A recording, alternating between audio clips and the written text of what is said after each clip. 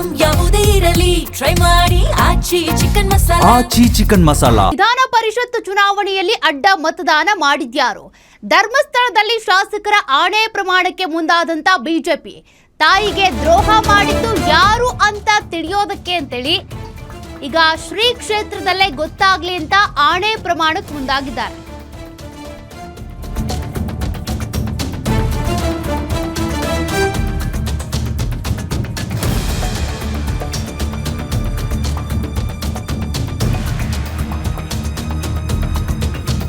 ಧರ್ಮಸ್ಥಳದಲ್ಲೇ ನಡೆಯಲಿದೆ ಬಿಜೆಪಿ ಶಾಸಕಾಂಗ ಪಕ್ಷದ ಸಭೆ. ಬೆಂಗಳೂರಿನಲ್ಲಿ ಬಿಜೆಪಿ ರಾಜ್ಯಾಧ್ಯಕ್ಷ ವಿಜಯೇಂದ್ರ ಹೇಳಿಕೆ ಕೊಟ್ಟಿದ್ದಾರೆ. ಮುಂದಿನ ವಾರದಲ್ಲಿ ಬಿಜೆಪಿ ಶಾಸಕಾಂಗ ಪಕ್ಷದ ಸಭೆ ನಡೆಸುವಂತ ಸಾಧ್ಯತೆ ಇದೆ. ಸಭೆಯಲ್ಲಿ ಅಡ್ಡ ಮತದಾನದ ಬಗ್ಗೆ ಶಾಸಕರಿಂದ ಆಣೆ ಮಾಡಿ ಮಾಹಿತಿ ಸಂಗ್ರಹ ಮಾಡ್ತಾರಂತೆ. ಬೆಂಗಳೂರಿನಲ್ಲಿ ಬಿಜೆಪಿ ರಾಜ್ಯಾಧ್ಯಕ್ಷ ವಿಜಯೇಂದ್ರ ಹೇಳಿಕೆ ಕೊಟ್ಟಿದ್ದಾರೆ.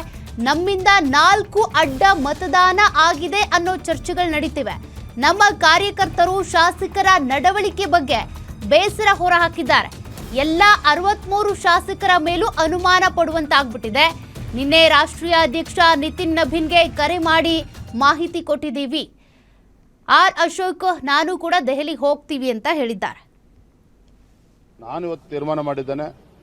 ನಮ್ಮ ವಿಪಕ್ಷ ನಾಯಕರು ಆರ್ ಅಶೋಕ್ ಅವರು ಕೂಡ ಮಾತನಾಡ್ತಾನೆ. ಅತಿ ಶೀಘ್ರದಲ್ಲೇ ಸಾಧ್ಯ ಆದರೆ ಈ ಮುಂದಿನ ವಾರದಲ್ಲೇ ಧರ್ಮಸ್ಥಳದಲ್ಲೇ ನಮ್ಮ ಶಾಸಕಾಂಗ ಪಕ್ಷದ ಸಭೆಯನ್ನು ಕರಿಬೇಕು.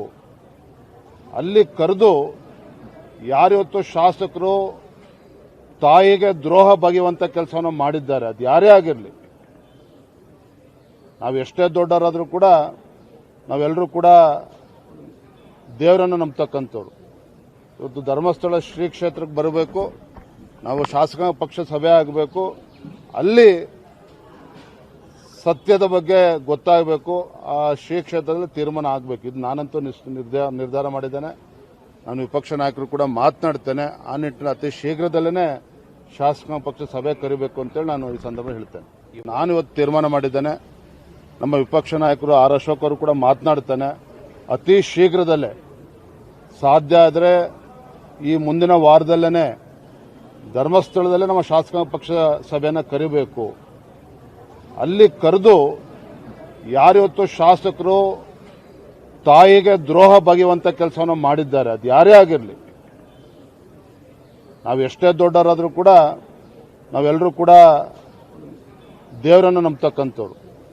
ಇವತ್ತು ಧರ್ಮಸ್ಥಳ ಶ್ರೀ ಕ್ಷೇತ್ರಕ್ಕೆ ಬರಬೇಕು, ನಾವು ಶಾಸಕಾಂಗ ಪಕ್ಷ ಸಭೆ ಆಗಬೇಕು, ಅಲ್ಲಿ ಸತ್ಯದ ಬಗ್ಗೆ ಗೊತ್ತಾಗಬೇಕು, ಆ ಶ್ರೀ ಕ್ಷೇತ್ರದಲ್ಲಿ ತೀರ್ಮಾನ ಆಗಬೇಕು. ಇದು ನಾನಂತೂ ನಿರ್ಧಾರ ಮಾಡಿದ್ದೇನೆ. ನಾನು ವಿಪಕ್ಷ ನಾಯಕರು ಕೂಡ ಮಾತನಾಡ್ತೇನೆ. ಆ ನಿಟ್ಟಿನಲ್ಲಿ ಅತಿ ಶೀಘ್ರದಲ್ಲೇ ಶಾಸಕಾಂಗ ಪಕ್ಷ ಸಭೆ ಕರಿಬೇಕು ಅಂತೇಳಿ ನಾನು ಈ ಸಂದರ್ಭ ಹೇಳ್ತೇನೆ. ನಾನು ಇವತ್ತು ತೀರ್ಮಾನ ಮಾಡಿದ್ದೇನೆ. ನಮ್ಮ ವಿಪಕ್ಷ ನಾಯಕರು ಆರ್ ಅಶೋಕ್ ಅವರು ಕೂಡ ಮಾತನಾಡ್ತಾನೆ.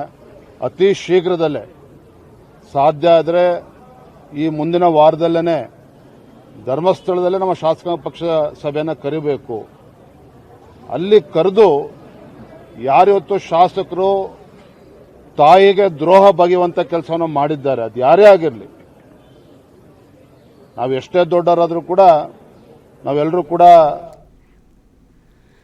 ನೋಡಿ, ಅಡ್ಡ ಮತದಾನದ ಬಗ್ಗೆ ಶಾಸಕರಿಂದ ಆಣೆ ಪ್ರಮಾಣಕ್ಕೆ ಸಂಬಂಧಪಟ್ಟಂತೆ ಇದು ಬಿವೈ ವಿಜಯೇಂದ್ರ ಅವರ ಪ್ರತಿಕ್ರಿಯೆ.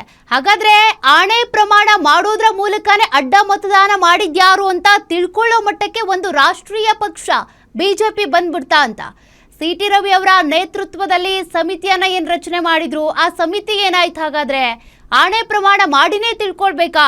ಒಂದು ರಾಷ್ಟ್ರೀಯ ಪಕ್ಷ ಆಗಿ ತಮ್ಮ ಪಕ್ಷದಲ್ಲಿ ಅಡ್ಡ ಮತದಾನ ಮಾಡಿದ್ಯಾರು ಅಂತ ತಿಳ್ಕೊಳ್ಳೋದಕ್ಕೆ ಇಷ್ಟೊಂದು ವೈಫಲ್ಯತೆನಾ ಅಂತ ಮತ್ತಷ್ಟು ಡೀಟೇಲ್ಸ್ ಕೊಡ್ತಾರೆ ನಮ್ಮ ಪೊಲಿಟಿಕಲ್ ಬ್ಯೂರೋ ಹೆಡ್ ಮಾರುತಿ. ಒಂದು ರಾಷ್ಟ್ರೀಯ ಪಕ್ಷ ಆಗಿ ಅಡ್ಡ ಮತದಾನ ಮಾಡಿದವ್ರನ್ನ ಕಂಡು ಹಿಡಿಯೋದಕ್ಕಾಗ್ಲಿಲ್ವಾ? ಈಗ ಸಿ.ಟಿ. ರವಿ ನೇತೃತ್ವದ ಸಮಿತಿ ಏನಾಯ್ತು? ವಿಚಲಿತ ಆಗಿರೋದಂತೂ ಗೊತ್ತಾಗ್ತಾ ಇದೆ. ಆಣೆ ಪ್ರಮಾಣ ಮಾಡಿನೇ ಕಂಡು ಹಿಡಿಬೇಕಾಯ್ತಾ ಅಂತ.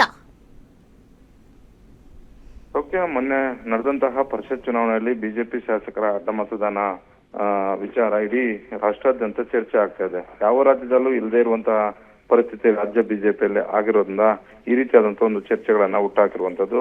ಹೀಗಾಗಿ ಅಡ್ಡ ಮತದಾನ ಆದಂತಹ ಕೆಲವೇ ಗಂಟೆಗಳಲ್ಲಿ ಸಿ.ಟಿ. ರವಿ ಅವರ ನೇತೃತ್ವದಲ್ಲಿ ಇದನ್ನ ಪತ್ತೆ ಹಚ್ಚೋದಕ್ಕೆ ಒಂದು ಸಮಿತಿಯನ್ನ ರಚನೆ ಮಾಡಿದ್ರು. ಆದ್ರೆ ಹಿಂದೆ ಯಾರೇ ಕೂಡ ಈ ರೀತಿಯಾಗಿ ಅಡ್ಡ ಮತದಾನ ಮಾಡಿದಾಗ ಅದನ್ನ ಐಡೆಂಟಿಫೈ ಮಾಡೋದು ಅಷ್ಟು ಸುಲಭ ಇರೋದಿಲ್ಲ. ಕೇವಲ ಚುನಾವಣಾ ಅಧಿಕಾರಿಯನ್ನ ಹೊರತುಪಡಿಸಿದ್ರೆ ಬೇರೆ ಯಾರಿಗೂ ಕೂಡ ಯಾರು ಮತದಾನ ಮಾಡಿದ್ದಾರೆ, ಯಾವ ರೀತಿಯಾಗಿ ಮಾಡಿದ್ರು ಅನ್ನುವಂಥದ್ದು ಕೂಡ ಗೊತ್ತಾಗೋದಿಲ್ಲ. ಯಾಕಂತ ಹೇಳಿದ್ರೆ ಗೌಪ್ಯ ಮತದಾನ. ಹೀಗಾಗಿ ಎಲ್ಲಾ ಶಾಸಕರು ನಾವಲ್ಲ ಅಂತ ಹೇಳ್ತಾ ಇರುವಂತದ್ದು.